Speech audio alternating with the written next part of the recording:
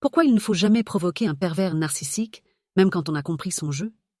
Quand on découvre les mécanismes du pervers narcissique, une envie naturelle surgit. Lui montrer qu'on a compris, lui prouver qu'il a tort, lui renvoyer ses incohérences en pleine face. Je vais lui montrer qu'il n'est pas aussi intelligent qu'il le croit. Je vais le confronter à ses mensonges pour qu'il admette enfin la vérité. S'il me manque de respect, je vais lui faire comprendre ce que ça fait. Erreur. Le PN ne réagit pas comme une personne normale. Le provoquer, c'est lui donner une opportunité de reprendre le contrôle et de te faire payer. Le PN ne fonctionne pas avec la logique ou la vérité. Si tu lui prouves qu'il a menti, il inversera les rôles et dira que tu inventes. Si tu lui montres une incohérence, il la retournera contre toi en te traitant de paranoïaque.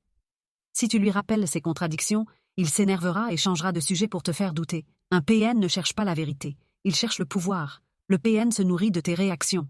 Si tu lui raccroches au nez, il va te harceler pour récupérer le dernier mot. Si tu l'accuses de manipulation, il va t'accuser en retour et t'épuiser dans un débat stérile. Si tu lui renvoies son mépris, il va surenchérir jusqu'à exploser. Lui faire du mal en retour ne le détruit pas, ça l'alimente. Le PN ne cherche pas la paix, il cherche l'affrontement, le chaos, le drame. Le PN a un ego surdimensionné et fragile à la fois.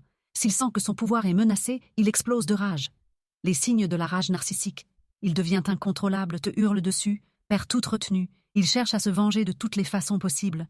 Il peut devenir dangereux, verbalement, émotionnellement et parfois physiquement. Il ne supporte pas d'être exposé ou ridiculisé. Si tu lui montres qu'il perd son emprise, il passera en mode attaque. Le PN ne connaît que deux modes, dominateur ou victime.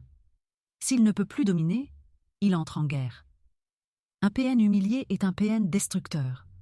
Si tu le confrontes, il peut également passer en mode victime. Tu es injuste avec moi, tu me fais du mal. Il déclenchera une guerre psychologique. Tu vas regretter d'avoir dit ça. Il manipulera ton entourage contre toi. Regardez comme elle, il me traite. C'est lui, elle le problème.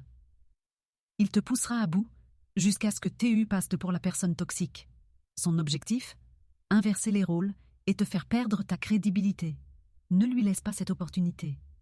Deviens stratégique. Garde tes preuves pour toi. Ne cherche pas à le convaincre. Pratique l'indifférence stratégique. Ne réagis pas. Ne lui donne pas d'émotion. Ne l'attaque pas de front.